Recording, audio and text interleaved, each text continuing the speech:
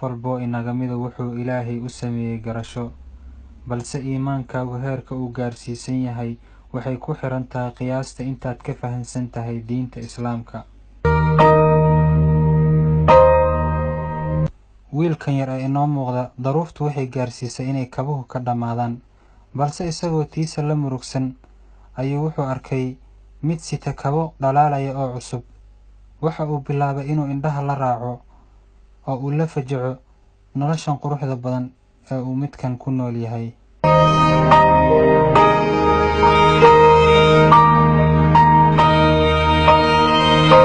waa wiil yar oo haysta waalid u labisaya, waalid xanaaneynaya, waalid ka fikiraya wax kasta oo u baahan yahay, balse isagu nasiibkaas ma helin.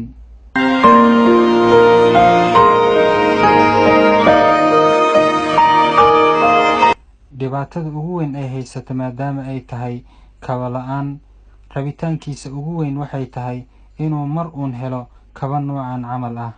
waxa uuna qalbigiisa ku sasabayay daawashada kabaha uu wiilka kala sito.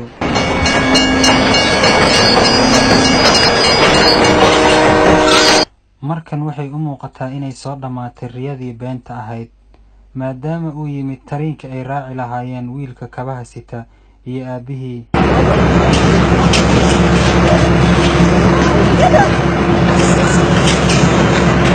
bal u fiirso, wiilka inta uusan tareenka korin waxaa ka haray mid ka mida kabihii uu sitay.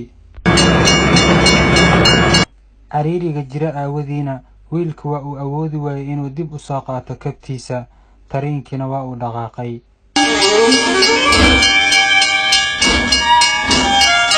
midkan kale oo kor kala socday xaaladda ayaa waxaa moodaa inay u iftiintay rajo cusub.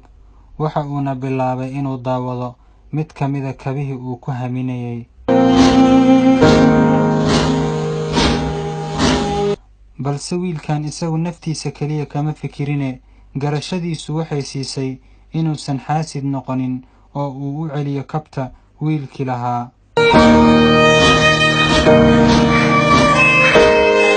waxa uu daba cararay tariinkii isagoo doonaya inuu gacanta ka saaro wiilkan kabtiisa. maadaama tariinku uu aad u cararayay, waa uu awoodi waayay inuu gaaro halka uu taagnaa wiilka. waxa uu isku dayay inuu kabta ka daba tuuro, balse isku daygaasina waa uu fashilmay. haddaba imisa adduunyadan ku nool ee dayacay axsaankii loo sameeyey oo jasaar noqday, balse wiilkan waa uu ka duwan yahay. waxa uu kabtii u soo hartay u furay wiilkan kale ee dadaalayay, waxa uuna u gartay inuu u tuuro si uu labada kabood isugu qaato. noloshaaba sidaas ah, weligaa ilaali qiimaha qofkii kuu axsaan falay, miisaan kasta ha lahaadee. waa walaalkiin Axmed oo idin leh muuqaalkan sii faafiya oo sii sheer gareeya.